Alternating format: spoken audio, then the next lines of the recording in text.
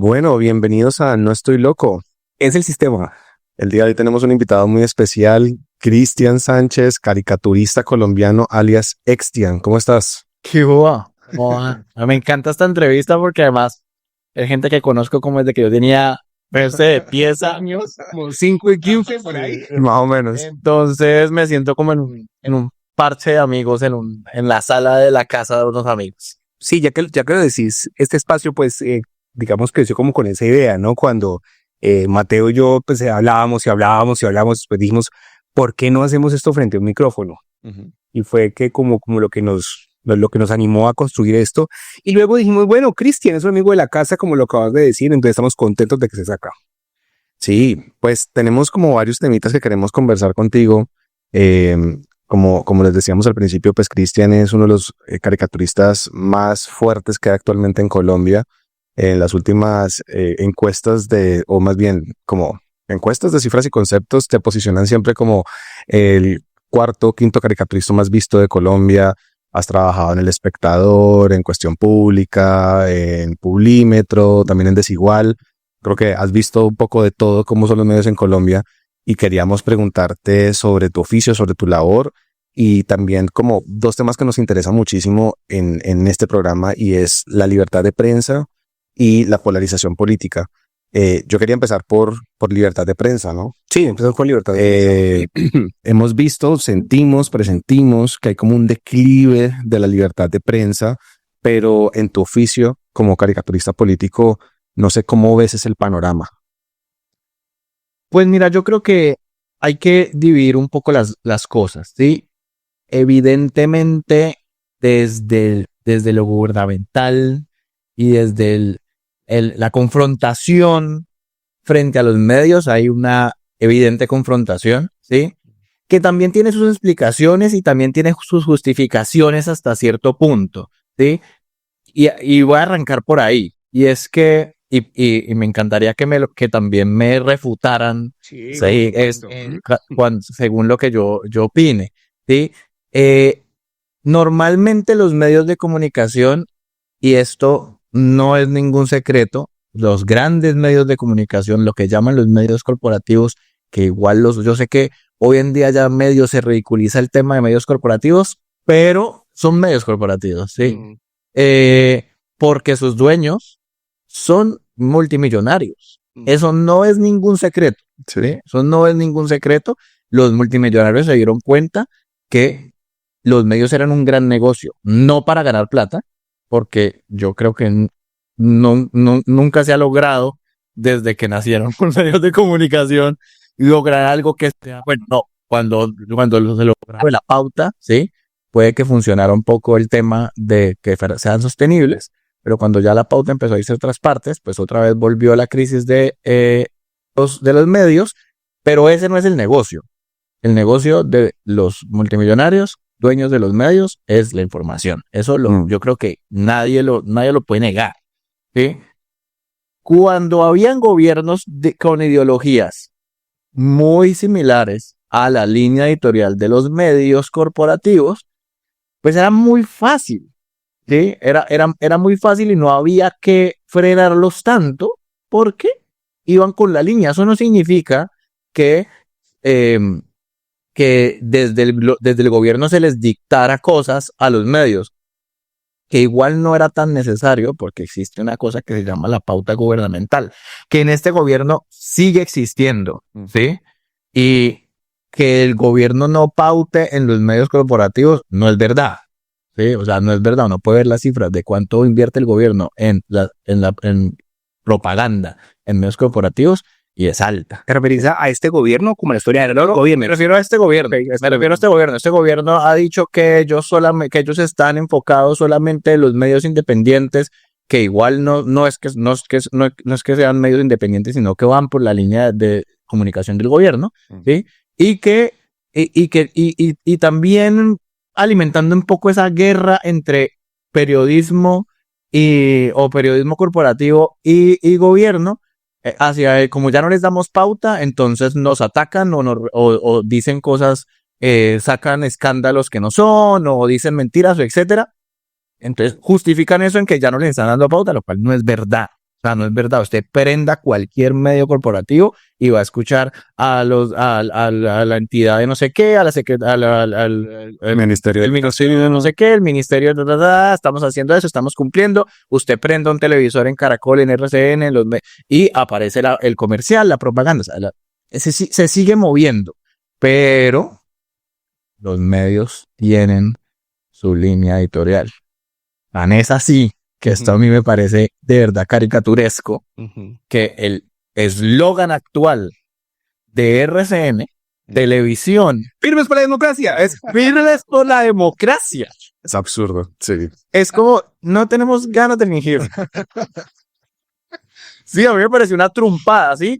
Digo que la trumpada es Una trompada.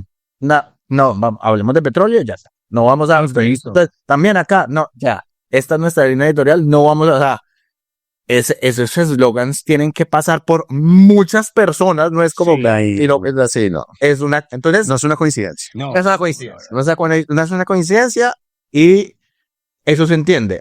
Para cerrar un poquito, el gobierno entonces, actual, tiene un montón de medios de comunicación grandes y masivos que comunican a partir de su propia línea, que en general no está alineada con el relato del gobierno.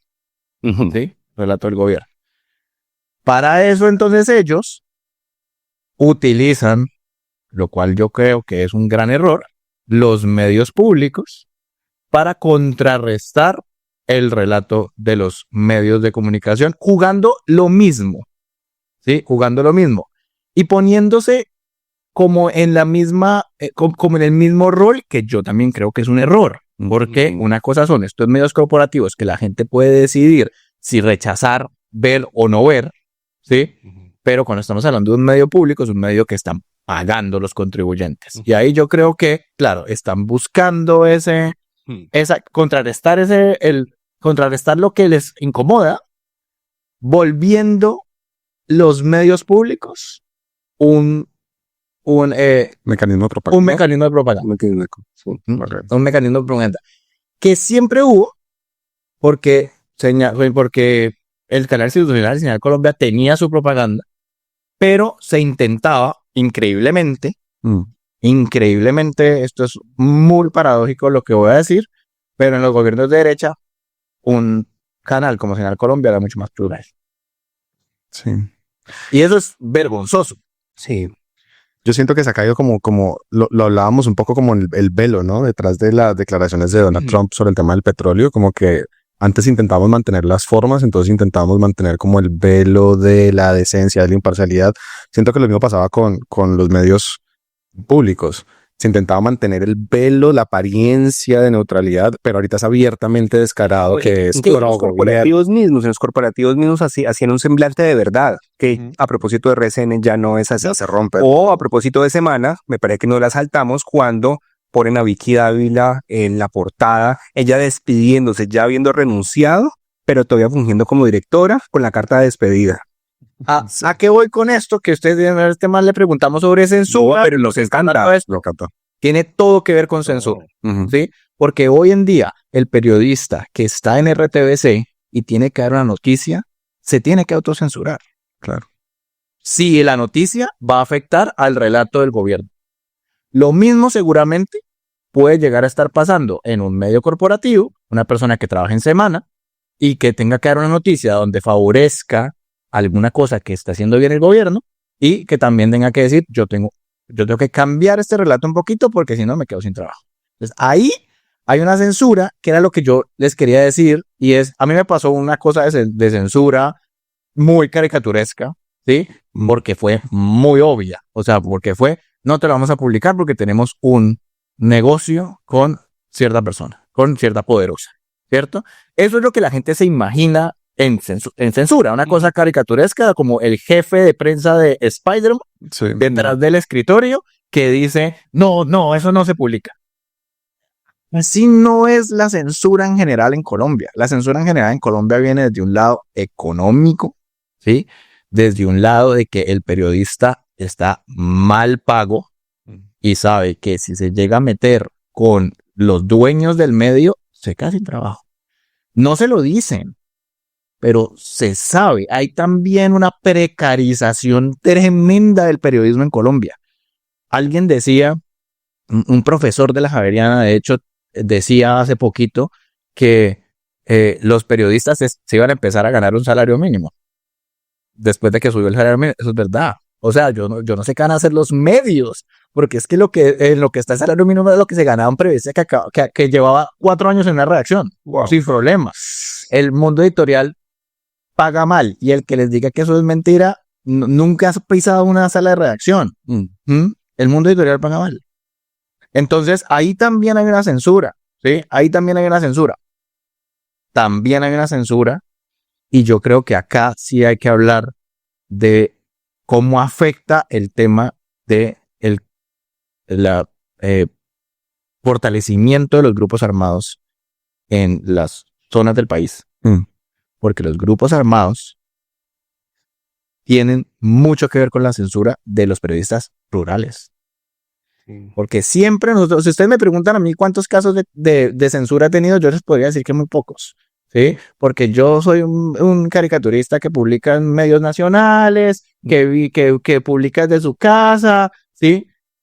Pero poco se habla, salvo la Flip, que la Flip se mueve mucho con ese tema, pero poco se habla de los periodistas de región que no te van a dar una noticia si tienen al clan de un lado, si tienen a los otros de otro lado, y si tienen al político que tiene a toda la región, sabes que tienen o al político, o al paramilitar, o al narco, que también es otra forma de censura. Entonces puede ser que sus medios no les digan nada, pero ¿saben qué? No se puede hablar de personas. No se puede hablar. Territorio. No se puede hablar. Eso yo no diría que, eso diría que puede llegar a haber aumentado, teniendo en cuenta que después del proceso de paz se ha ido incrementando por lo que lograron desde el gobierno Duque, o lo que mal lograron desde el gobierno Duque, y lo que se siguió mal logrando después que este gobierno. Entonces yo ahí te quería hacer una pregunta. Entonces, haciendo una síntesis, hasta el momento estás hablando de la precarización laboral de los periodistas, estábamos hablando de la influencia corporativa de los medios de comunicación, que los grandes poderosos lo compraron, estamos hablando de los grupos armados en las regiones, y en esa coyuntura te pregunto hasta qué punto el auge de las redes sociales ha favorecido o no el ejercicio del periodismo, en la medida en que algunos lo han visto como una oportunidad, mientras que otros lo han visto como una amenaza, en tanto justamente los medios tradicionales han declinado. A mí me parece un tema tremendamente relevante las redes sociales frente al periodismo, ¿sí? Evidentemente las redes sociales influyeron en la crisis que está viviendo el periodismo, no el periodismo como medio corporativo, el periodismo como oficio, ¿sí? Como alguien que decide incomodar, ¿sí? Incomodar con la información que está dando a partir de revelar cosas y una investigación que revele y que esté lejos de lo que puede llegar a ser alguien o algunos que se llaman periodistas que sencillamente leen un comunicado de prensa. ¿Sí? Pero yo sí creo que el periodismo en mayúsculas está en una crisis por las nuevas formas de comunicar y las redes sociales, y eso no es culpa ni de los youtubers ni de las redes sociales, ¿sí? Eso es culpa de que el periodismo se durmió. Y creyó que no los iba a afectar, que eran unos loquitos hablándole a internet, y que la gente iba a seguir creyendo en ellos únicamente porque es que nosotros somos el espectador, nosotros somos el tiempo, nosotros somos el New York Times, ¿sí? Nosotros somos CNN. Y resulta que estos loquitos que empezaron a hablarle a un celular en su cuarto, empezaron a agrupar personas y comunidades que además tenían otras formas de ver, tenían otros relatos que querían escuchar, tenían otras alternativas de hechos de lo que había sucedido, y eso empezó a generar, y los medios hasta ahora, y yo he visto youtubers que se le burlan a los periodistas que antes decían, ustedes es un youtuber, y hoy en día, lo puedo decir, la mayoría de periodistas que han sacado a las patadas de los medios grandes están en YouTube. Están en YouTube. Pues Claro. yo creo que eso, de alguna manera, y ahí hay que separar, ayuda un montón a la libertad de expresión. Eso ayuda un montón a la libertad de expresión y de alguna manera ayuda a la libertad de prensa, porque al final, cuando solamente existían 2 canales en este país, yo creo que la polarización era mucho menos, que vos tenías un relato. El relato era lo que te contaba Jorge Alfredo. Y ya está. Y ya está. Claro. El relato era lo que te contaba Julio. Y ya está. Sí, habría 3 loquitos ahí que dirían, no, eso no es verdad. No importa, es que lo vimos en la televisión. Sí. Pero cuando te amplían la vaina y te muestran gente que piensa de otra forma, eso sí permite que haya mucha más libertad. Pero también creo que en cuanto a lo profesional, se ha perdido bastante, porque se ha diluido la línea entre periodismo y activismo. Ujú. Yo ahí tengo una percepción, no sé cómo la ves vos, y es que también el auge de las redes sociales hicieron que la verdad perdiera como peso. O sea, como que antes el periodismo se hacía una investigación, se sacaba la gran nota. Pongamos un ejemplo actual, pues reciente, Juliana Guerrero con todo el tema de los títulos falsos de la San José. Y entonces uno dice como que antes, hace unos años, si eso hubiera sucedido, ese escándalo tumba a la posición de poder que ya tiene en el gobierno, pone a tambalear el poder. Hoy en día, el hecho de que salga a la luz pública no se siente como con tanto impacto, porque la narrativa, digamos, alrededor del gobierno se empieza a mover a no es tan grave, ya se ha hecho en el pasado, o no es así, y se inventan como los alternative facts, ¿no? Los hechos alternativos que van en contra de la verdad objetiva que uno puede observar y leer en el ambiente. Y sentimos como que también la labor del periodista, pues, ¿qué sentido tiene? Si sacan una verdad y causa poco impacto o nulo impacto, ¿de qué sirve? Yo estoy totalmente de acuerdo. Y por eso es que creo que las redes le han hecho daño al periodismo. Pero por el periodismo, por lo como funcionaba el periodismo y porque no se supo actualizar. Es que de un principio los periódicos se demoraron 10 años en tener unas páginas web decentes. ¿Sí? O sea, empezando desde ahí. O sea, cuando se dieron cuenta que había que tener página web, después se dieron cuenta, no, mejor si tengamos gente que le hable a la cámara. Hoy en día no hay un solo medio colombiano, no existe un solo medio colombiano que no tenga una persona con una cámara acá contando la noticia. No existe. Sí. Y esa pauta se la marcó Internet. Y yo sí creo ahí que digamos que haber abierto el espectro afecta al periodista, pero sobre todo porque es que los medios, cuando se vieron perdidos, empezaron a simplemente también empezar a copiar lo que estaban haciendo, lo que funcionaba. Entonces, ¿qué empezaron a hacer los medios? Clickbait. Empezaron a hacer los 7 mejores memes que salieron de la FIFA. Entonces empezaron a copiar lo que funcionaba y se empeoraron todo. ¿Sí? O sea, yo sí creo que los medios tienen muchísima responsabilidad y los periodistas tenemos muchísima responsabilidad en que hoy en día la gente escucha más a un youtuber que puede estar queriendo hacer bien su trabajo o que puede estar conectado completamente con una línea política que lo que está contando un medio de comunicación. ¿Y cómo lo ves desde tu ámbito, desde la caricatura política? ¿Has visto ese declive? ¿Cómo se siente en el medio con tus colegas cuando hablan del tema? ¿Cómo se percibe? Mira, si el periodismo está en crisis, la caricatura está en la megacrisis. Okay. Se puede ser el titular. La caricatura. Mira, pues, que de verdad poco se habla. Poco se habla. Porque los caricaturistas no se les toma en serio. Y con razón. Me parece fantástico que no se les tome en serio porque ese es un poco nuestro escudo. ¿Sí? Pero creo que eso también nos hizo daño a los caricaturistas. Y ya estoy hablando particularmente de Colombia. Okay. Ustedes ven o pueden averiguar lo robusto que es el equipo de gente que hace humor gráfico y humor político en España.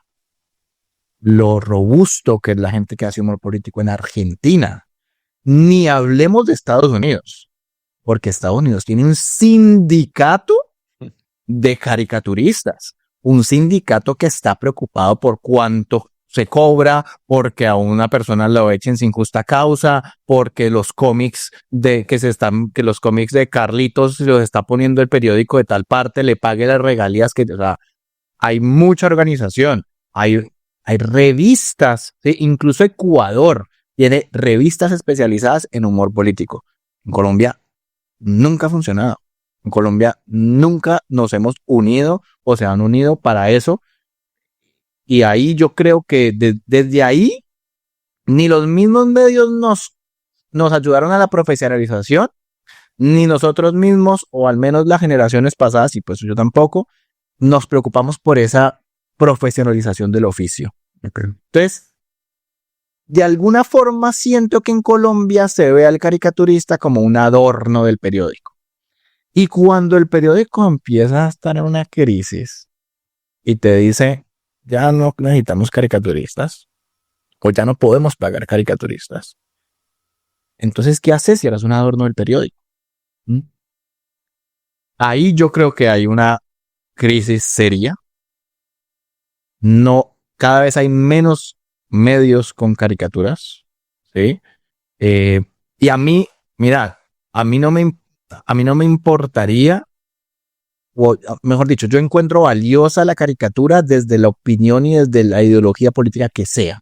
Okay. Yo disfruto profundamente de gente que tiene un pensamiento de derecha y que hace una caricatura creativa, humorística y satírica alrededor de un tema que está criticando. Igual de izquierda, incluso gente que solamente está ahí. Sí, porque hay gente que puede tener una opinión. Yo me caracterizo, a mí me gusta más un poquito la mezcla y me gusta intentar el equilibrio. Como parece en el aleteo. Sí, un poquitico como lo que es el aleteo. Pero yo creo que la gente yo creo que no es una norma.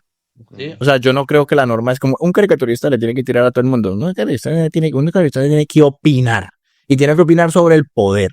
Y si ese caricaturista tiene una ideología de derecha y quien está en el poder es de izquierda, pues va a tener 4 años de mucha crítica y después verá qué va a hacer.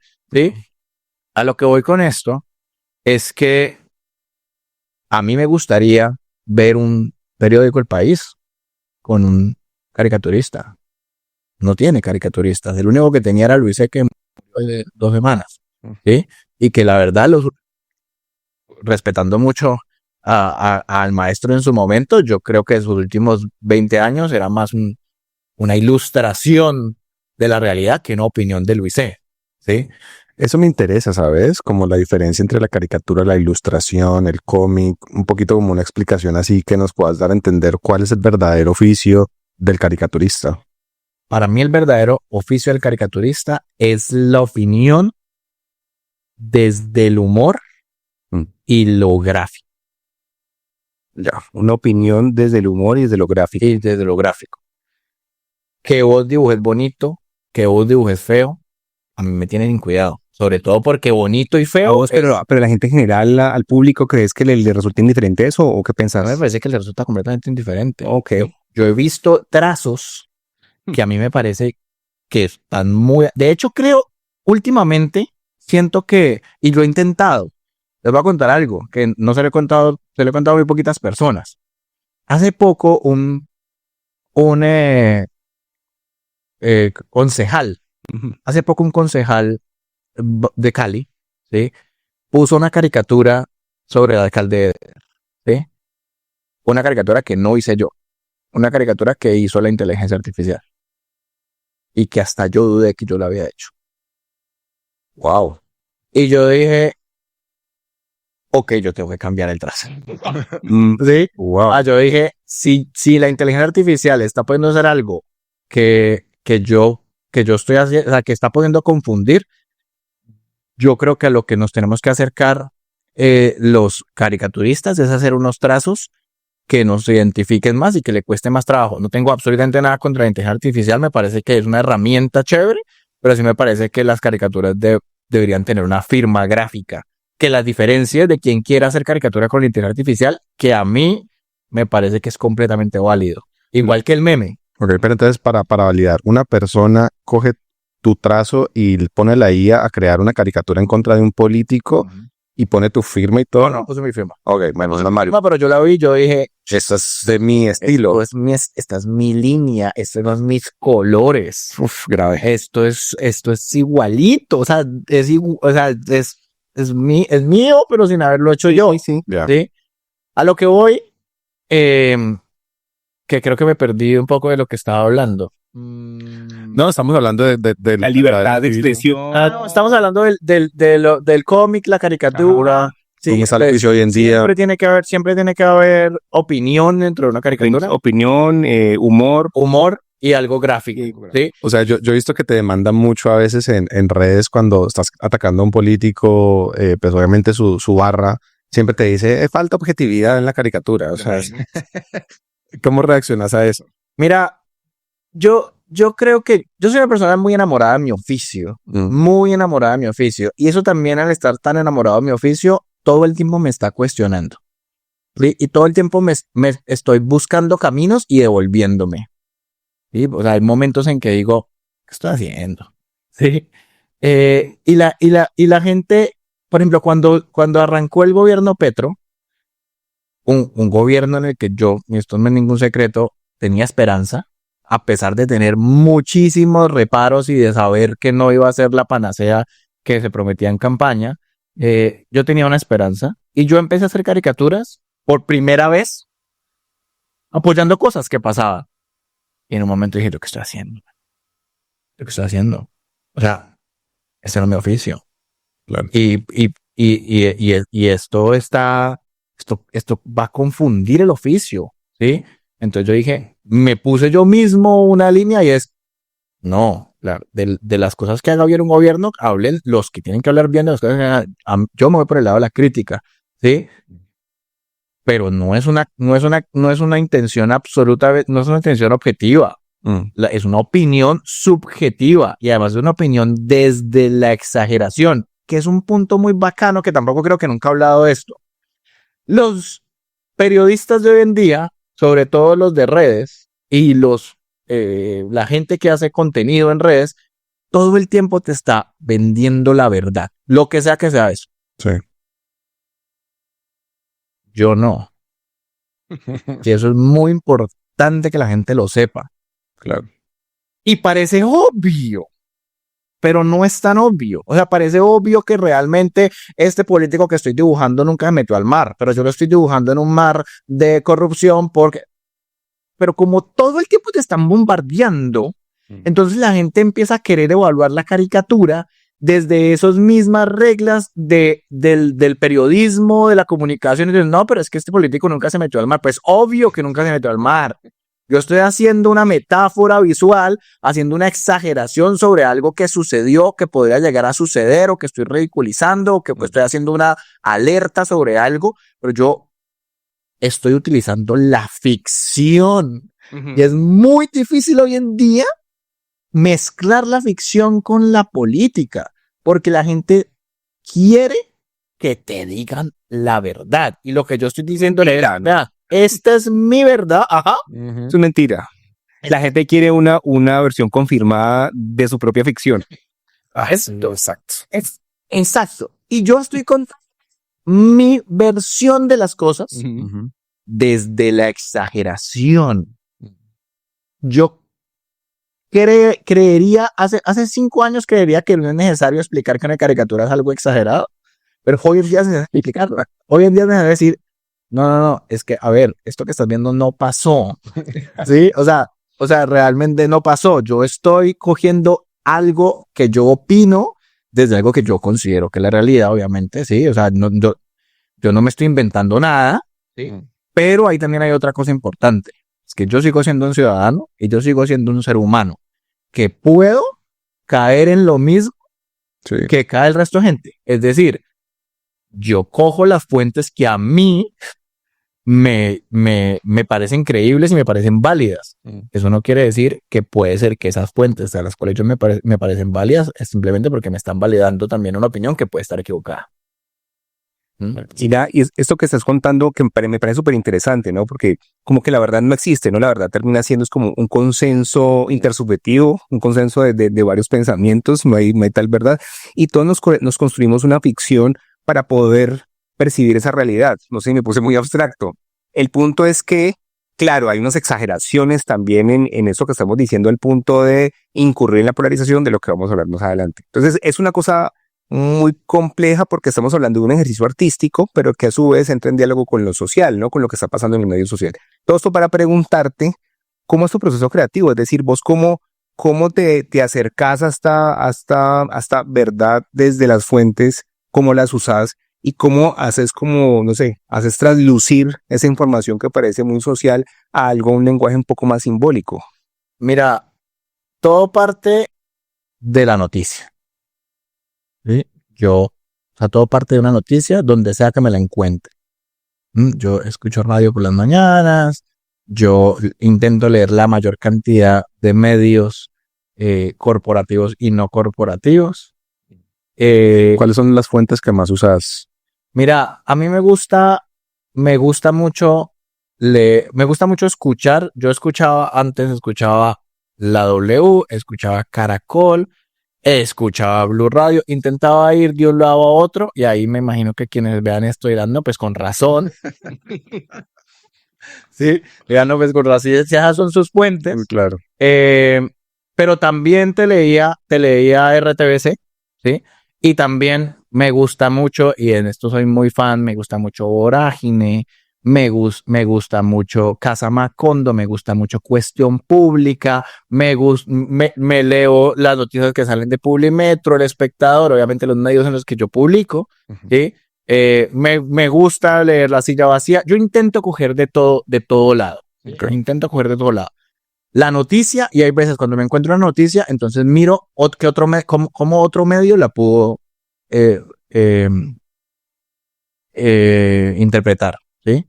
Ahora también leo columnistas, ¿sí? Y entonces me gusta leer a María Jimena Duzán y me gusta leer a Daniel Coronel y gente la que yo creo que es seria en sus investigaciones, ¿sí? Y también leo analistas en Twitter, gente que es analista política y que yo digo, eso está interesante. Desde ahí parto y después, pues va una opinión. Que es básicamente mi examen final de mis clases de humor gráfico. O sea, esto les estoy contando cómo es un examen final. Tal, una noticia después, una opinión. Y yo ya opino tal cosa sobre, no sé, para dar un ejemplo puntual.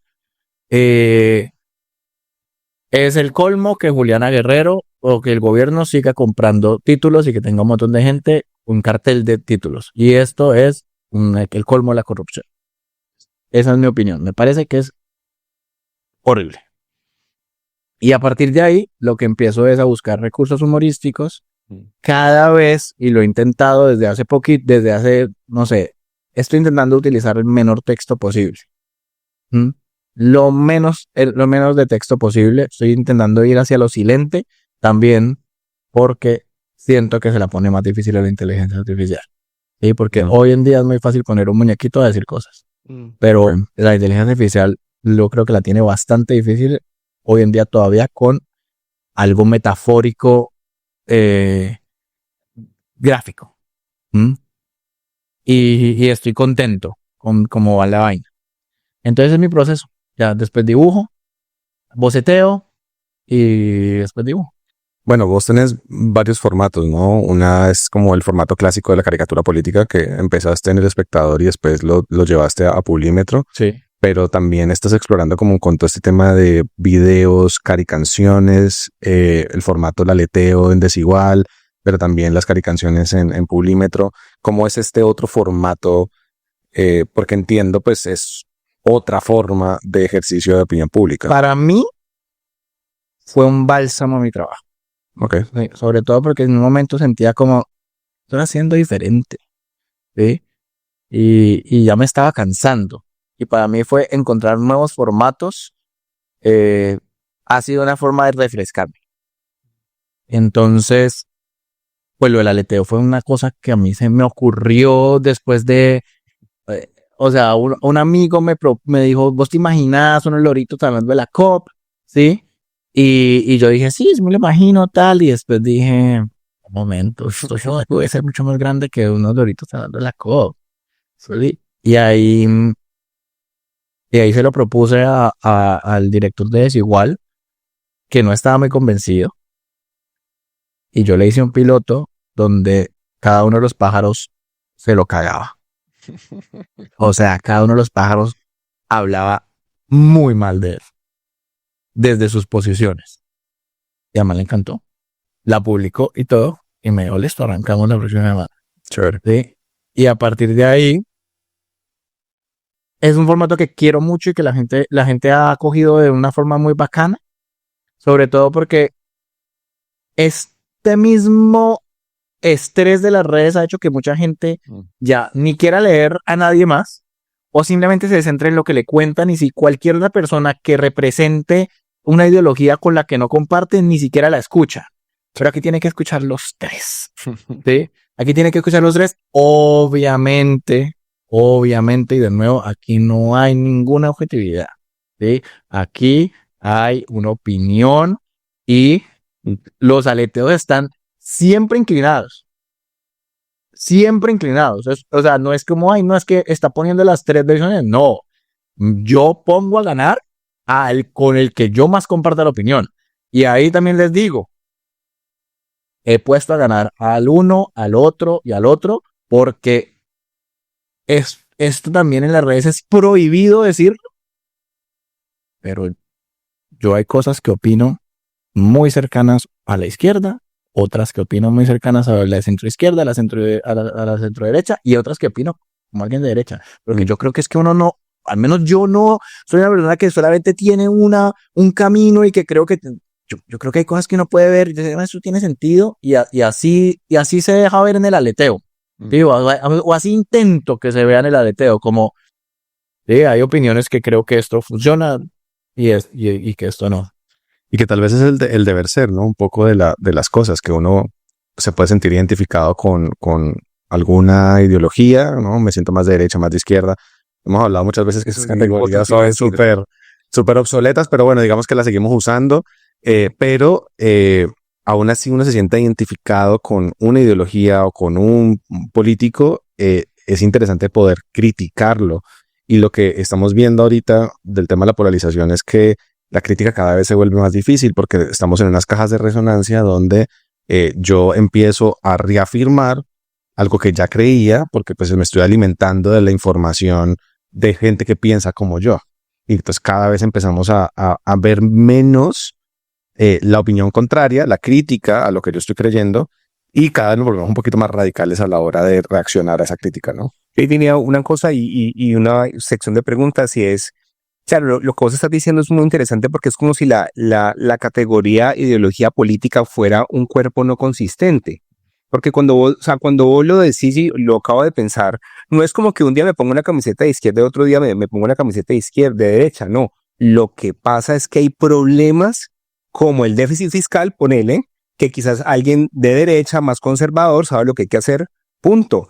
Quizás un problema de fuerzas militares, de seguridad, es alguien de derecha el que sabe qué es lo que tiene que hacer, punto. Cuando un problema de desigualdad, de justicia social, seguramente el que lo sabe manejar mejor es una persona de izquierda, de centro izquierda. Oye, pero dejes eso que acabas de decir en X y te acaban. Sí. Y te acaban. A mí me parece estoy completamente de acuerdo. Me parece que es normal. Me parece que es normal que uno vea que uno no esté encasillado en algo. ¿Sí? Parece normal, pero es muy difícil. Por eso el aleteo ha sido una experiencia tan bacana. ¿Sí? Claro. Porque la gente vota además. Eso me parece fantástico. Es verdad, tampoco lo sabe. La gente, y yo además intento responder los comentarios como si fuera los tres pajaritos, ¿sí? Entonces, si alguien dice alguien me manda un insulto, entonces, y esa persona me lo hace desde una posición de izquierda, entonces el de izquierda lo apoya, y el de centro, yo intento jugar, y creo que eso el aleteo me ha permitido, salirme un poquito de la caricatura que nunca voy a dejar. De la caricatura estática me parece que es la madre de todo, pero hacer este tipo de cosas es muy divertido, sobre todo también porque me incomoda a mí mismo, ¿sí? Porque yo también hay cosas en las que yo estoy de acuerdo y que digo, igual lo tengo que ridiculizar porque el formato lo da hacia allá.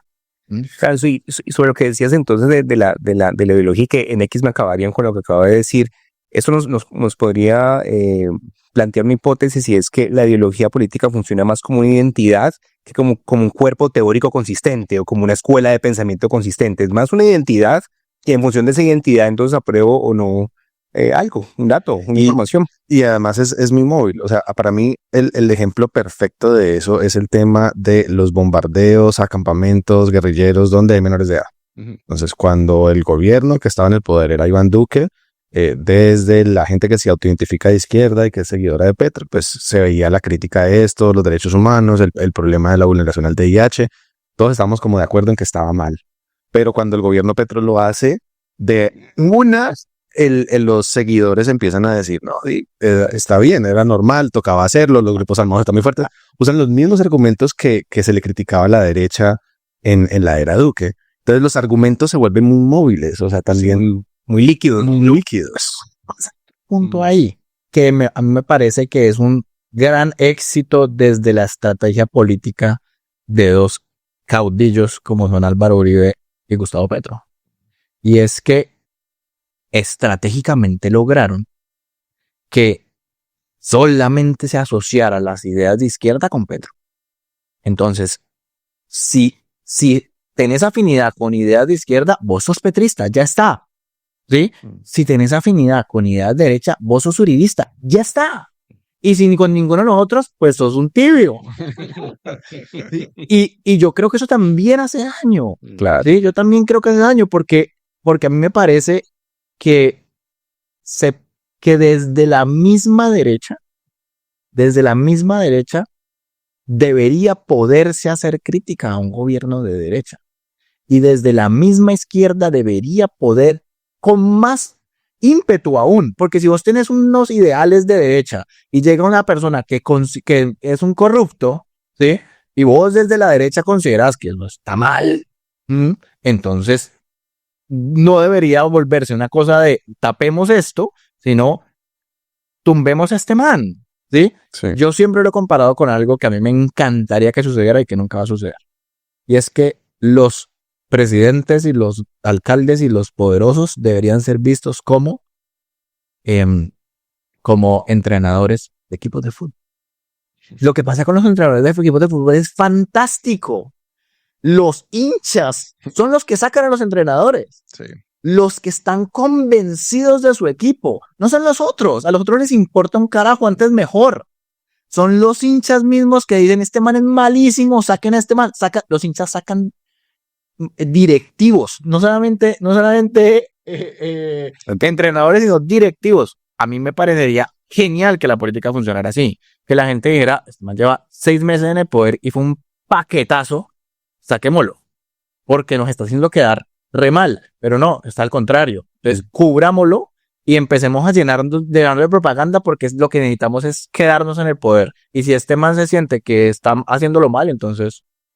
Vos llevas más o menos unos 15 años haciendo humor gráfico, ¿cierto? ¿Cómo sentís el tema de la polarización? ¿Sentís que estamos más polarizados que antes? ¿Estamos igual de polarizados? ¿Siempre ha sido igual? ¿Cómo ha sido como esa variación? Mira, aquí este tema me encantaría discutirlo con ustedes, porque yo he pasado por muchos momentos sobre el tema de la polarización. Uh-huh. Yo en este momento no estoy tan seguro de qué tan mala sea la polarización. ¿Sí?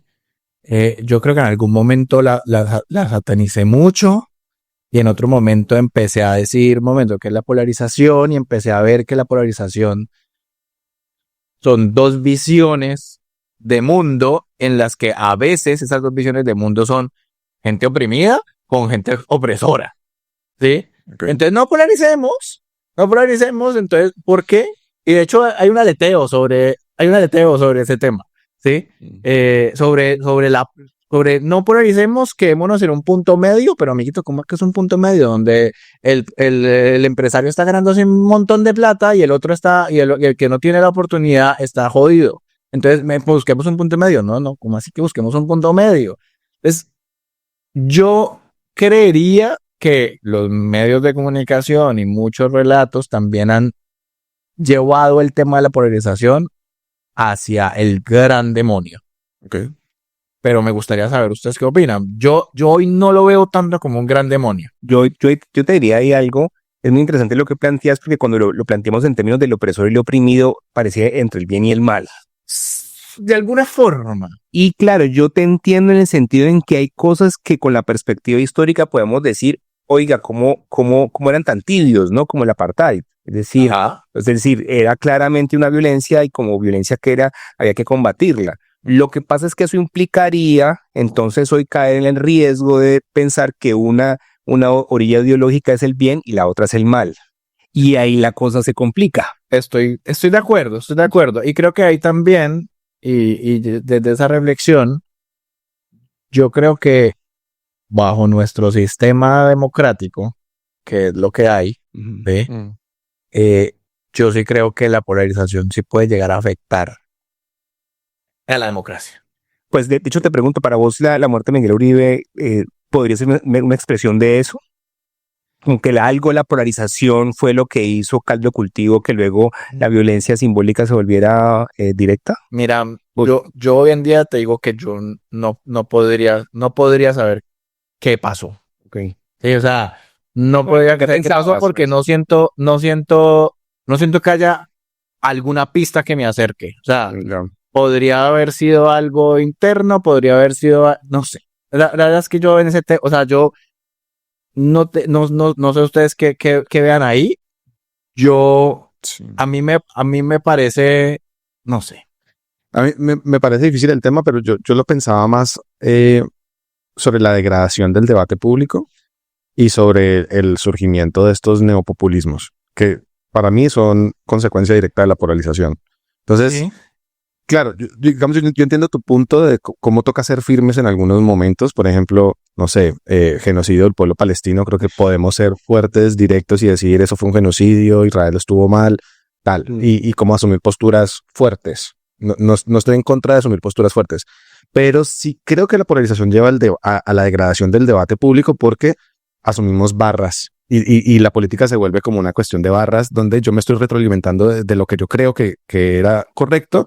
Y el grupito que sigue a X político, pues me retroalimenta que yo estaba en lo correcto, creamos una sensación de identidad y pues aceptamos todo lo que venga de ahí. Y como aceptamos todo lo que venga de ahí, vemos caudillos que degradan el debate. Y no solamente es, de pronto algunos no lo pensarán, pero para mí Gustavo Petro es un buen ejemplo, pero no solamente es Petro, también desde la otra orilla ideológica está Donald Trump clarísimo, está Milei clarísimo, está Bukele clarísimo, y cada vez vemos más neopopulismos que se alimentan de esta forma de hacer política, donde crean unas bases súper cohesionadas a costa del debate público. Es que yo creo que vos abriste ahí una puerta que yo no tengo clara.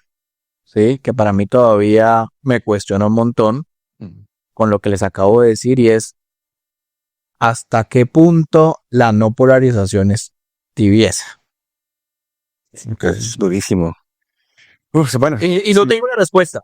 Sí. Claro, y yo ahí te diría, me haces pensar, aquí lo voy a construir aquí en vivo porque no lo había pensado, y es hasta qué punto la polarización como dos ideas contrapuestas se puede tachar como tal en función de simplemente hablemos del gasto social o en función de percibamos que algo es un genocidio o no. Sí, es que hay unos eventos, hay unos hechos sociales donde yo creo que hay más apertura ética para interpretarlo, mientras que hay otros donde ciertos valores como la dignidad humana o el derecho a la vida se se ven más en el fuego, no sé, en juego. Y me refiero a justamente lo que ponías del pueblo palestino. Es decir, para mí eso era, y para cualquier persona medio sensata, eso era un genocidio, aunque era cierto que Israel fue atacado. No olvidemos eso. Pero en cosas como el manejo del gasto público es como... ¿Sabes qué pienso yo? Que ahorita estabas tocando un punto muy interesante y es... Joder, me olvido. No importa. Igual. Volvemos al punto que la palabra es tibieza, ¿no? Ya ¿Hasta qué punto algo es moderación o es tibieza? Mi punto es en función de lo que se esté discutiendo. En función de tus privilegios. Sí. ¿Sí me entiendes? Claro. También en función de tus privilegios, ¿verdad? Porque yo a veces me cuestiono, ¿será que esto es tibieza o es comodidad? O mejor dicho, ¿será que esto es que no quiero que se polarice? ¿O es que a mí no me afecta tanto? No quiero un cambio de estatus. Yo creo que el tema de la polarización, para mí la clave es que uno puede criticar severamente cosas objetivas, o sea, hechos, eventos, ¿no? Esto fue una vulneración al derecho internacional humanitario, una violación a los derechos humanos, esto fue un magnicidio, por ejemplo, la muerte el asesinato de Miguel Uribe. Como que eso se puede, cuando uno habla de eventos, habla de cosas puntuales, podemos ser muy vehementes con las posiciones. Eso no creo que sea polarización. Yo creo que la polarización es ese pasito más allá, donde ya empezamos a hablar de bien y mal, de blanco y negro. Ustedes son el grupo malo, yo soy el grupo bueno. Todo lo que yo digo es demonizar al otro. Entonces ahí es donde cruzamos. Ese para mí es el paso de la polarización, donde ya es que yo creé en la sección buena, este es el color blanco, vengan ustedes para acá, allá está la sección mala. Y ese es el verdadero problema de la polarización, porque entonces todo lo que yo haga, independientemente que objetivamente esté mal, no puede ser sujeto de crítica, porque yo soy el bien encarnado. Yo creo que teniendo en cuenta eso, o sea, creo que es una gran forma de verlo. A mí me ubica y la respuesta entonces sería, sí, por supuesto que estamos muchísimo más polarizados. Claro, y sobre lo que vos decís que yo he intentado resumir en la palabra demonización es como lo que hizo Gustavo Petro al decir, hablemos de la campaña del 2018, ¿estamos en la política de la vida o la política de la muerte? Aquí estamos los de la vida. Sí. Punto. Eso es polarizar porque es quemar las velas, es romper la posibilidad de diálogo con el de derecha, con el que me puedo poner de acuerdo en algo de la educación, del presupuesto, o sea, como el otro es malo, yo cómo voy a dialogar con alguien que yo mismo inventé como malo. Claro. Y lo que da más tristeza es que estos políticos, como en este caso de la política de la vida o de la muerte, o lo que puede llegar a decir Trump de estos son los latinos que son unas ratas, que es que ellos, cuando les toca relacionarse desde la política, vuelven y le bajan al tono. Pero la gente queda, exacto. Entonces, vos ves a Petro haciendo su discurso en 2018, los de la política de la vida y de la muerte, y apenas lo eligen, se sienta con Uribe a dialogar en un escritorio. Pero ya tiene a todo el mundo diciendo es que nosotros somos de la vida. Sí, claro.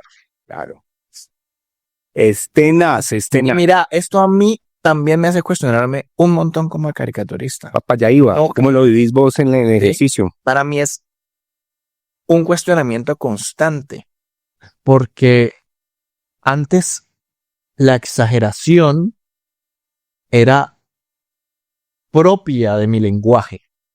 Ahora incluso, esto les va a parecer muy particular, ahora incluso yo he hecho caricaturas bajándole la exageración a cosas. Que también es función de la caricatura, quiero decir, o del humor. ¿Sí? El humor pone más grande algo pequeño y pone más pequeño algo grande, pero hay momentos en que todo está tan exagerado y que o los mismos políticos o sus mismos seguidores están en un nivel de exageración que la caricatura llega a burlarse de esa exageración, como puede pasar un poquito con el aleteo. Claro. El aleteo es una burla de la exageración, de alguna forma. Entonces, es raro. Hay una frase que yo me robé porque me parece fantástica de Actualidad Panamericana. Actualidad Panamericana en algún momento tuvo como frase de perfil proveedores de bodegas. Me pareció una maravilla. Me encanta. Y yo me la apropié. Yo termino siendo un proveedor de bodegas. Así no lo quiera. Yo termino haciéndolo. Entonces, cuando hago una caricatura sobre taco, lo usa en la bodega de un lado. Y entonces, ahí digo, ¿será que yo estoy contribuyendo a la vaina? O sea, ¿será que yo también estoy contribuyendo a ese relato desde el relato que yo mismo me tragué? ¿Sí? Que puede ser real o puede que no. Y por eso, ahí mismo, de nuevo, volvemos a la crisis del periodismo. Es que si yo como caricaturista estoy viendo una fuente seria, documentada en la que creo y hago la caricatura, fantástico. Pero si yo no tengo de dónde pegarme, sino que tengo 3 personas que cada una está diciendo la noticia según su ideología, se me toca elegir y seguramente algunas veces o muchas veces me equivocaré. Wow. Entonces, a propósito, ya que volviste al principio, sí, hiciste la elipsis y al hablar de esto de la polarización me parecería chévere hablar de los medios en los que has trabajado. ¿Cómo has vivido como el tema de la polarización en los diferentes medios y cómo ha sido ese paso por esos diferentes medios? Porque has citado unos muy nacionales como El Espectador, otros más de nicho, hasta el último que conocemos que es Cuestión Pública. Mira, podemos empezar de atrás para adelante. ¿Sí? Para mí Cuestión Pública es un cambio absoluto en mi forma de hacer caricatura. Primero, desde el formato. Es cómic. ¿Sí? Yo no creo que haya alguien en Colombia que esté haciendo caricatura política desde el cómic. Yo decidí atreverme y Cuestión decidió confiar. También desde lo que las mismas redes pedían. Es decir, Instagram empezó a decir, aquí funcionan los carruseles. ¿Qué es un carrusel? Es un cómic. Entonces, te aprovechas de lo que está favoreciendo el mercado, por decirlo así, o la forma de comunicar. La tendencia. Y en Cuestión tenemos un equipo editorial que se reúne. Esto es nuevo para mí. ¿Sí? Se discute un tema y yo puedo enriquecer mi opinión desde las opiniones que tengan mis colegas periodistas. Y eso es muy bacano porque normalmente simplemente yo me quedo con mi opinión y la dibujo. Obviamente al final yo dibujo lo que yo opine, pero a mí me parece muy bacano poder escuchar al equipo de redacción lo que opina, que muchas veces eso es muy bacano, no va alineado con lo que ellos opinan. Yo los escucho y yo digo, yo no estoy de acuerdo, yo voy a dibujar sobre este lado, pero es bacano escucharlo. Y eso ha hecho que mi trabajo en Cuestión sea un poquito más gourmet. Okay. Ahí va un punto, y es, lo que yo hago en Publimetro es mucho más rápido. Yo en Publimetro publico día a día, lo cual hace que sea mucho más caliente la vaina, ¿sí? Que también creo que hace parte de la caricatura, ¿sí? Creo que son 2 formas de hacer caricatura. Una caricatura más digerida, como la que hago para Cuestión Pública, y una caricatura más al instante, que también la hace más incisiva en algunos casos. Claro, porque la noticia que está pasando ya. Que la noticia que está pasando, y ahí hay un tema que podríamos quedarnos 3 horas hablando, que para mí también ha sido un tema que me ha hecho pensar toda mi vida, y es el tema de la responsabilidad. ¿Sí? A mí me cuestiona un huevo el tema de la responsabilidad, porque tengo colegas que dicen, ¿cuál responsabilidad? ¿Sí? Y yo digo, pues sí, ¿no? Y otros que dicen, no, la responsabilidad.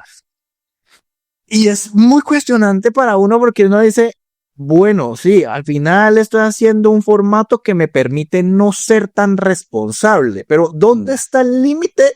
Yo nunca he pensado mucho en el límite del humor desde la caricatura. Yo siempre he pensado en el límite de las responsabilidades de la persona que está publicando en un medio periodístico, ¿sí? ¿Qué tan responsable tiene que ser un caricaturista? Pero me pierdo en un punto para que lo aterrices más. Estás hablando de la responsabilidad en términos del efecto de lo publicado, en términos de la relación con la verdad, ¿en qué? Las dos cosas. Porque, por ejemplo, dilemas que me imagino que hay en el ejercicio. Si yo saco esta caricatura, se devela una verdad, pero si esta verdad se devela, entonces puede pasar algo muy grave. ¿O a qué te referís ahí? No, me refiero a las dos primeras cosas que tocaste, ¿sí? Ok. Y es, ¿cuál es el efecto que va a, cuál es el efecto que va a generar esto? ¿Sí? Y qué tan seguro estoy de lo que estoy contando. ¿Sí? ¿Qué tan seguro estoy de lo que estoy contando? Claro, porque está muy en caliente. Hay un Entonces, libro de Juan Gabriel Vázquez que se llama Las Reputaciones. Ok. Y es de un caricaturista. ¿Sí? Y habla precisamente de un caricaturista, para hacerles la sinopsis, porque así arranca el libro, no los voy a dañar el libro, ¿sí? Pero el caricaturista hace una caricatura de un político y el político se suicida. ¿Sí? Y así empieza el libro. ¿Sí? Así empieza el libro.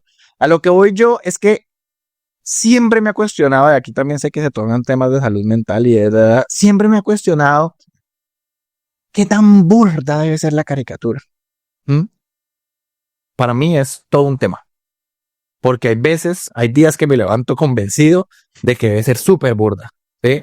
Que digo, es el formato que permite lo burdo. Y lo burdo te conecta con la gente y con la masa y con decir las cosas desde la cero corrección política y desde la cero, corrección política. Y otros días que digo, esto va conectado con un trabajo periodístico, ¿sí? Y hay que respetar un contexto en el que se cuenta. Para mí es todo un tema.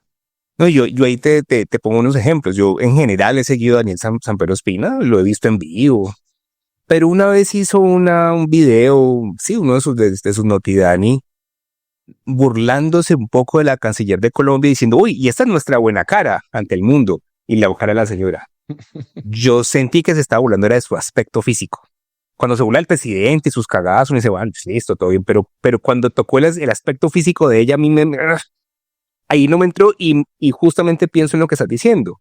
A mí me parece ese otro tema. Es un tema muy bueno, ¿sí? O sea, es otro tema que tiene que ver con la corrección política desde, no desde el oficio periodístico, sino desde el humor. Sí. Desde el humor, abordémoslos. De cabeza. Sí. De cabeza, vamos. Mira, yo estoy convencido que se puede hacer humor sobre cualquier cosa. Ok. Estoy convencido de eso. Yo sí creo, y digamos que los académicos me respaldarán en esta posición, y es que para que el humor funcione se necesita un público. Hay una danza entre quien cuenta el chiste y entre quien recibe. Y yo creo que podemos hacer humor de lo que sea, teniendo en cuenta dónde, ¿sí? Y con quién estás haciendo el humor. Y yo creo que eso es algo que las redes también han complicado un poco. Porque cuando vos pagabas una boleta por ir a ver humor negro, vos sabías lo que te ibas a encontrar. Sí, claro. ¿Sí? Y entonces no iba a haber una persona Como Fox News. Fox News, ¿sí? Vos pagabas una boleta y vos sabías lo que te ibas a encontrar, y difícilmente una persona se iba a levantar de la banca a decir, oiga, pero ustedes porque se están burlando del dolor ajeno. No, para mí que están pagando una boleta y eso es lo que estamos haciendo. Y yo defiendo, pero como nunca, el uso del humor como catarsis del dolor. Lo defiendo de pronto porque también es mi forma de enfrentarme al dolor a veces, sí, porque, o sea, no sé, yo he visto películas fantásticas en las que la gente que está llevada y triste por una muerte termina muerta a la risa, y es la forma en la que libera. Y el humor me parece algo liberador. A mí me parece que las redes, lo que pasa con las redes es que no tienes un público claro. El público es todo. El público es cualquiera. Y yo ahí sí creo que en esos espacios se puede ser más creativo. Y yo creo que la gente, yo creo que el humorista que dice, mejor dicho, yo tengo el ejemplo perfecto. Hace en los años 50, la gente hacía humor sobre negros. Y era chistosísimo para la gente. Funcionaba. Yo creo que hoy en día ningún humorista diría, pero es que esta es mi forma de hacer humor. Entonces yo me burlo de los negros. ¿Sí? Salvo personajes que están enmarcados en temas, salvo personajes que te están vendiendo que están haciendo humor. Están haciendo propaganda. Sí, y que no están pensando y que saben. En fin, a lo que voy con este ejemplo es que mucha gente se quedó, por ejemplo, con que el humor sobre el aspecto físico de la gente era la forma como hacía humor, y hoy en día yo sí siento que hay una pereza creativa en actualizar su repertorio frente a gente que ya no se ríe de lo mismo. Y a mí me parece que no hacerlo es ser como muy terco al pensar que el humor no necesita de un público. Y que el humor pues evoluciona, ¿no? Porque evoluciona el público, lo que hablábamos ahorita. Que el humor evoluciona y que además aparecen nuevos objetos para burlarse. Entonces, yo digo, ya no es necesario burlarse de no sé, la persona obesa, sino que hoy en día quien está mal visto es la persona que se burla del que es obeso. Ahí está tu víctima, porque el humor necesita una víctima, ¿sí? Claro. Ahí está. Entonces yo sí creo que es pereza creativa y que eso poco a poco también con las generaciones, en los años 50 estaba divertidísimo burlarse de los negros, y estoy seguro que en el 54, 55 todavía hay gente que y esas generaciones, esos humoristas murieron. Literalmente. Sí, literalmente, se fueron muriendo, o también empezaron a ser rechazados, o empezaron a cambiar su repertorio. Hay una serie que les recomiendo, muy buena, que se llama Mediocres, de una humorista que trabajó 30 años en Las Vegas. Y ya es una señora que está rozando los 60 y pico, y pues ya no está funcionando. Y la sacan. Y hay toda una disertación sobre el tema del humor, sobre los chistes que antes funcionaban. Me encanta. Que no funcionan hoy en día. Eso es lo que opino. Yo creo que hay mucho humorista que critica o que dice que las minorías ahora no aceptan nada. Yo creo que es pereza creativa. Porque yo he visto cosas fantásticas, como por ejemplo División Palermo. División Palermo, buenísima. División Palermo es humor sobre gente con discapacidad. Lo es. Sí. Lo es. No he visto a la primera persona o no he visto gente diciendo que es esta ofensa. ¿Por qué? Porque es humor sobre gente con discapacidad bien hecho. También creo que acabamos de pasar una fase donde la corrección política tuvo mucho auge y ahorita hay una contracorriente, ¿no? También como que la corrección política ha sufrido un golpe en los últimos años y la gente un poco se cansó de tanta corrección política, y vemos también como el resurgimiento de este humor que es un poco más comprensivo, pero que hace unos 5 años era muy difícil de hacer. Pero vos ves División Palermo y División Palermo no se está burlando de o sea, ¿cómo explicar División Palermo? O sea, División Palermo. O sea, como que usa el humor para mostrar las dificultades y el ser de ser una persona con discapacidad, pero a la vez usa el mecanismo de la burla para reírse de la situación. Sí, es que no se burla de las personas, sino como de las situaciones inverosímiles que viven, y esa delgada línea me parece que la creatividad de la que vos hablas, que hace que esté bien hecho. Es decir, no es moviendo el manco, simulando movimientos o algo de la gente con discapacidad, no, es antes al revés, refrescando la mirada de los que no estamos ahí sobre cosas que no nos podemos representar. Y en ese caso, para mí, para eso sirve ese humor de esa serie. Sí, de acuerdo. Entonces, pues nada, para cerrar con el tema de corrección política y de todo este tema El humor, la responsabilidad, y fue de la responsabilidad del que nos humor, abrimos. yo creo que para mí todavía va a seguir, o sea, alguna vez un analista político que se llama Jorge Mantilla me lo encontré en evento y me dijo, yo no sé si la caricatura debería ser un pincel o debería ser un bulldozer. Mm. Yo hoy en día creo que debe ser un pincel, pero no estoy seguro. Vos podrías, quisiera algo más de este tema, podrías ubicar un ejemplo muy puntual en el que te hiciste la pregunta por la responsabilidad, cuando vos me dijeras, mira, yo iba de pronto a publicar esto y estaba pasando esto y me daba miedo que pasara lo uno, lo otro, Es que y por eso lo hice, o... yo estoy seguro que, o sea, yo me he autocensurado muchas veces, ¿sí? Pero en este momento no recuerdo una puntual que yo haya dicho, no, pero tengo, recordé una, precisamente hablando de cuestión, ¿sí? Y me gusta mucho este ejemplo. Yo hice un cómic en cuestión donde hablaba de los candidatos de Uribe, candidatos del uribismo. Mm. Y es Uribe, es Uribe en un carro de gladiador siendo jalado por sus diferentes candidatos. No, la vi. Sí. Esa caricatura nació en mi cabeza como un paseador de perros. Mm. ¿Mm?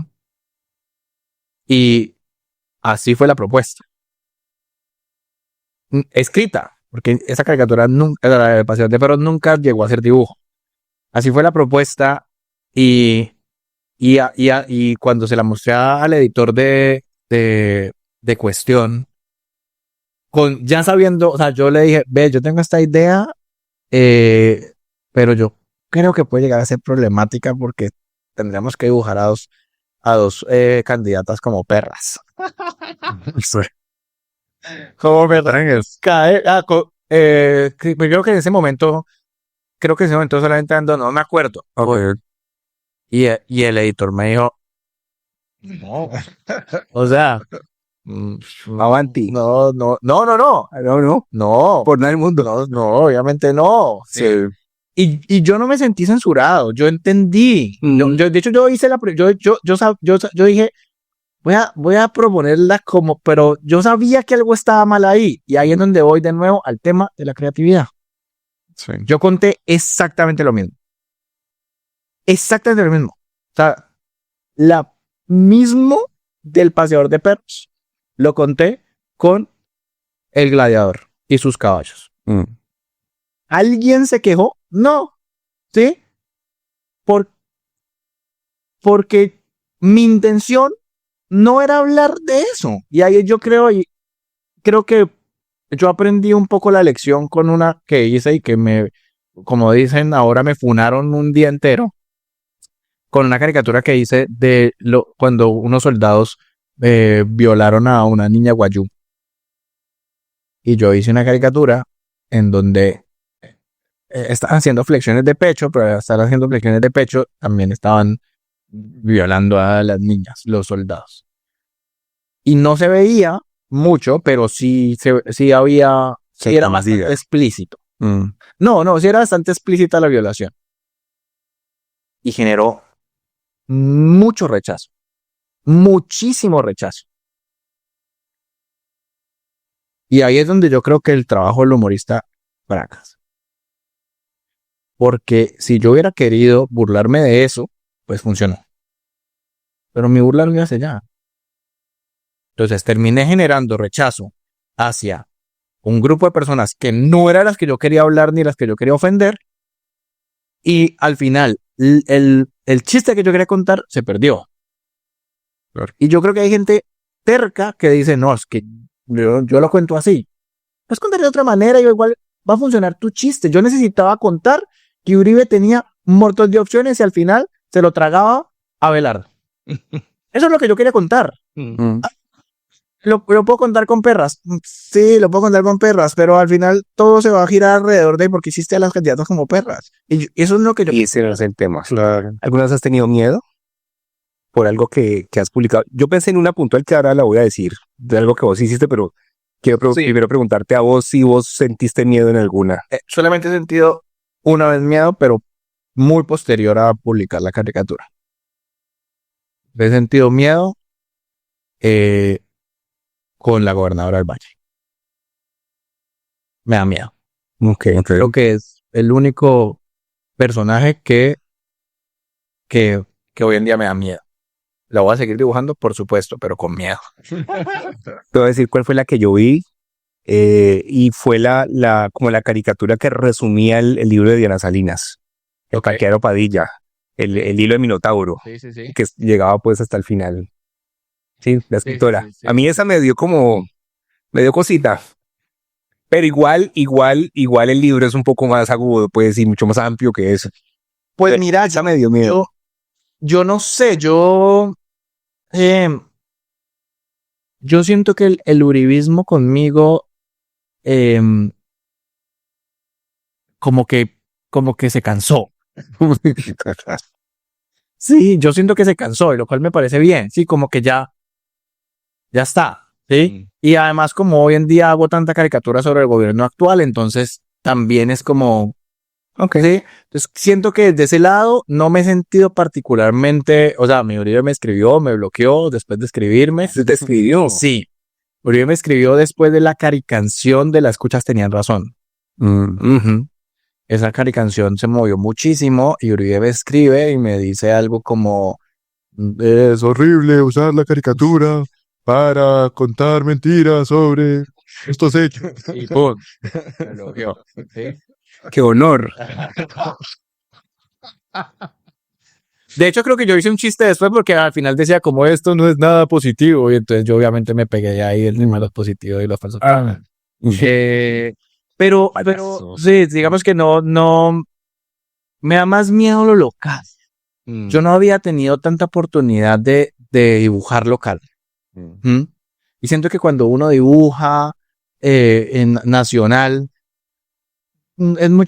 está un poquito más protegido.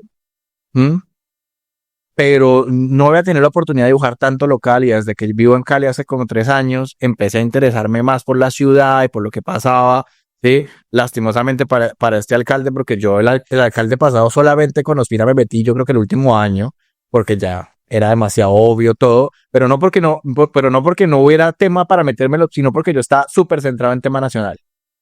Claro, ahora que vivo aquí en Cali, empiezo a interesarme por tema local. Y entonces obviamente empiezo también a hacer caricaturas de la administración, con la cual no he tenido absolutamente ningún problema. O sea, con la alcaldía de Cali, pero pues con la gobernación sí ha sido bien difícil. ¿Te han llegado mensajes? No desde ahí, pero sí desde lo legal ha habido problemas. Ok. Bueno, hemos estado aquí. Pues podríamos cerrar. Podríamos no cerrar. Digamos, seguir hablando. Pues hablemos un poquito. Hablamos un poquito más. Hay un tema que nos encanta y es elecciones. Pues porque estamos en año electoral, menos de 2 meses para consultas, para elecciones de Congreso y Asamblea. Vos, ¿cómo ves la carrera presidencial hoy en día? ¿Qué percepciones te da? ¿Cómo ves los candidatos? ¿Has seguido las encuestas? ¿Cómo ves el panorama? Pues mira, hablando de polarización, para volver a temas, yo creo que es muy difícil que esto no termine en una lucha entre uribismo versus petrismo. No lo estoy viendo, no lo veo de otra forma. No.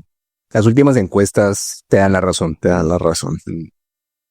Yo hago la cuenta de la última encuesta, por ejemplo, del Tiempo. Sí, la de Guarumo. Sí, uso la calculadora y digo, si no es Paloma, es Abelardo contra Cepeda. Yo no estoy viendo nada más.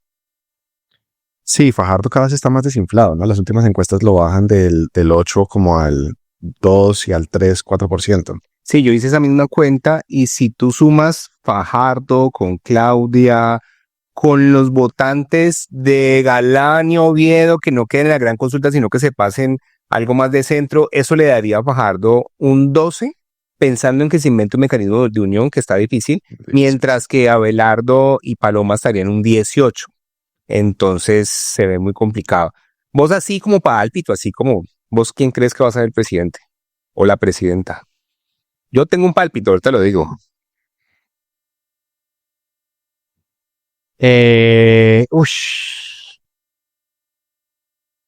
Mira, simplemente como desde las encuestas, desde lo como veo, como las cifras, yo creo que es muy posible que el próximo presidente sea Iván Cepeda. Ok.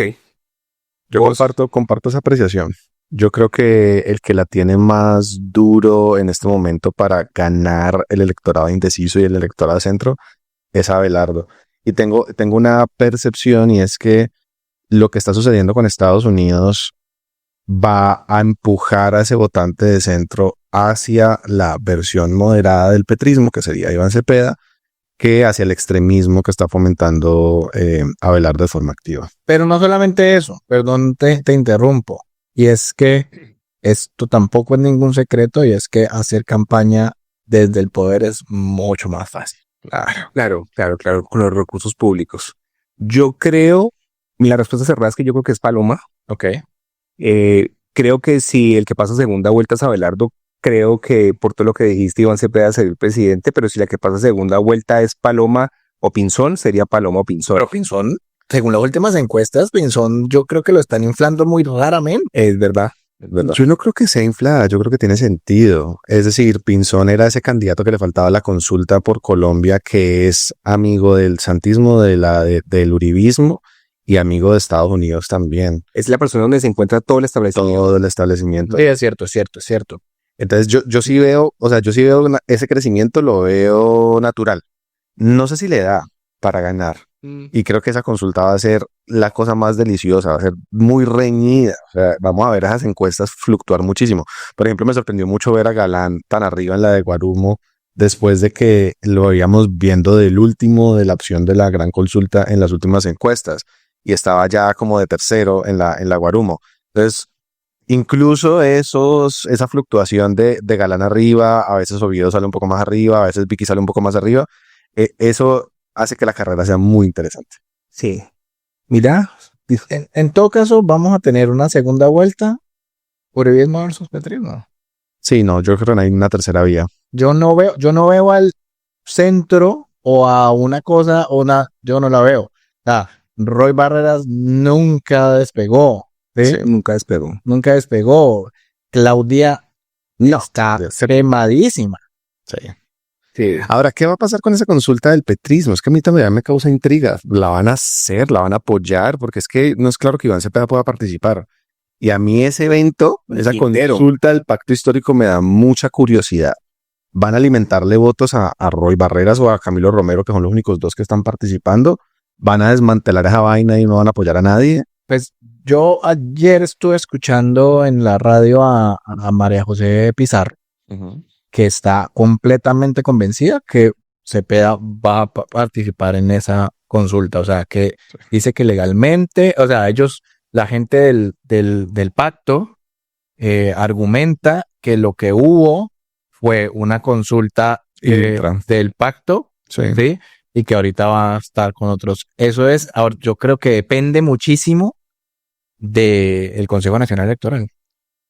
Pero es que el Consejo Nacional Electoral ha sido muy claro hasta el momento de que Cepeda no va a poder participar. O sea, claro, por las declaraciones que han dado. Consulta interpartidista, punto. No era consulta interna. ¿Ya? Entonces, a mí eso me da curiosidad porque ellos lo van a sostener hasta el último segundo que Cepeda puede participar. Es que ya está la registraduría y no sé qué otras dos diciendo Yo tenemos que imprimir.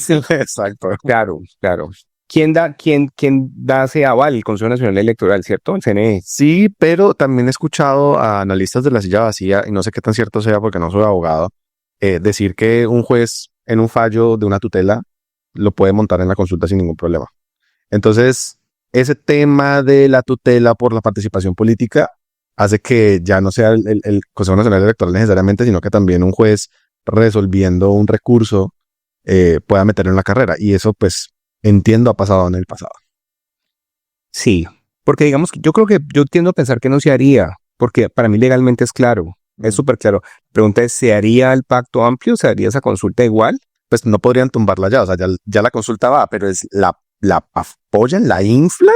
Ahora, o sea, sabemos que si no participa Cepeda en esa consulta, va a ser un fracaso absoluto. Sí. Lo cual además va a ser, porque así funciona el blanco y negro, el bueno y malo, que la consulta de la centroderecha o de la derecha, como yo me derecha, sí, vaya a tener un montón de votos y los otros vayan a ser los de Roy, que son básicamente la maquinaria del santismo, Sí. ¿sí? De la U, los que tenga, y Camilo Romero, que son Tres pelagatos. tres personas. Saludos a Camilo. Bueno, sí. Bueno, nos portamos bien. Nos portamos bien, respetamos los tiempos. Vasos. Los buenos, ¿no? Pues muchas gracias, Cristian. Esto se llama, no es el sistema. ¿Cómo es que es? Estoy loco, es el sistema. Y lo quiero decir es porque en esta conversación un poco se habló de eso, ¿no? Como de el diálogo entre esta cosa social, pero en unas cosas también más íntimas. Esos diálogos internos que tenemos alrededor de lo que nos pasa alrededor. ¿Algo final para decir? No, muchas gracias, estuvo muy chévere. Este espacio también como liberador. Siento que el trabajo del caricaturista es muy silencioso. Entonces también es chévere como persona poder contar pues lo que está en mi cabeza. Muchas gracias. Vale. Gracias.